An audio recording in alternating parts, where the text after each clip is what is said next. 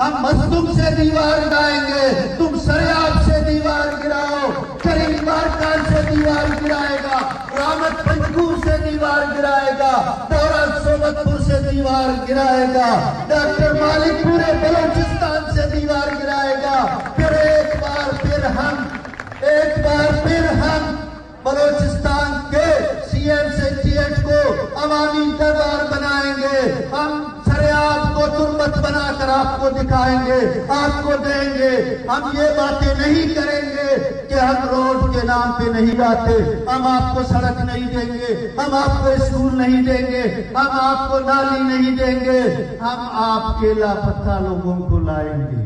लोगों के साथ हम गलत बयानी नहीं करेंगे, अपने लोगों को धोखे में नहीं रखेंगे, अपने लोगों से फरार नहीं करेंगे, बड़ी बड़ी बातें करके लोगों से